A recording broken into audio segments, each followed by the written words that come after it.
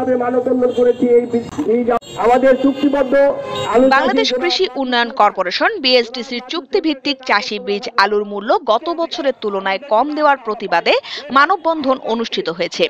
সোমবার দুপুরে পঞ্চগড় জোনের চুক্তিভিত্তিক চাষি বৃন্দের ব্যানারে পঞ্চগড় জেলা শহরের চৌরঙ্গী মোড় এলাকায় কেন্দ্রীয় শহীদ মিনারের সামনে পঞ্চগড় ঢাকা মহাসড়কের পাশে দাঁড়িয়ে আধা ঘণ্টা ব্যাপী মানববন্ধন পালন করা হয়। এতে বিএসডিসির পঞ্চগড় জোনের ৩১ জন বীজ আলু চাষি অংশগ্রহণ করেন। মানববন্ধনে বিএসডিসির আলু চাষি আব্দুল মতিন, মাসুদ সরকার, সাজ্জাদ হোসেন প্রমুখ বক্তব্য রাখেন।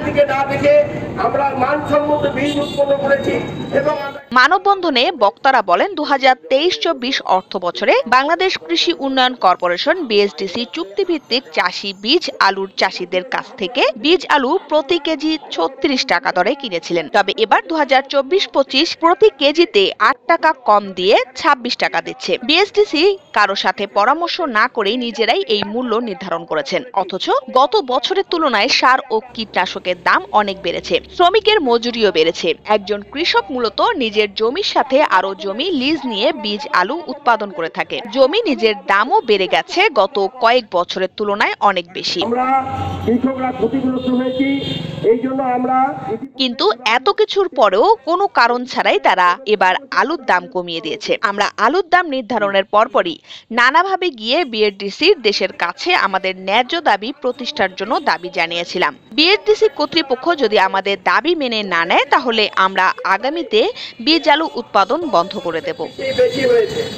বেশি হওয়ার কারণে এই বাজারের সঙ্গে মূল্যায়ন করে আমাদের প্রিয় দাম নির্ধারণ করা হয়েছে।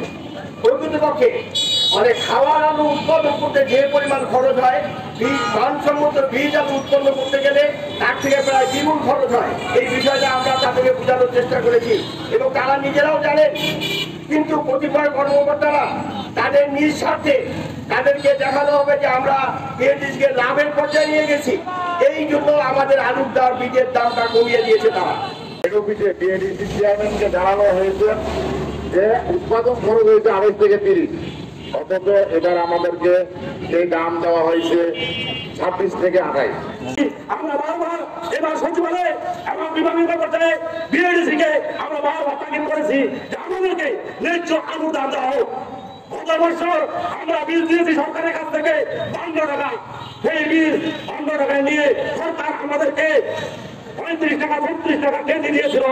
আমাদের একটা আলু উৎপাদন করতে খরচ হয় প্রতি কেজি ২৮ টাকা এবার দিয়ে গেছি, যেটা সরকারকে জানিয়েছিল। তারপরেও এবার আমাদেরকে ২৬ টাকা দেওয়া হয়েছে। পঞ্চগড় প্রতিনিধি আবু সালেহ মোহাম্মদ রায়হানের পাঠানো তথ্য ও ভিডিও চিত্রে ইন্দ্রাণী মুখার্জি, সকালের বাণী।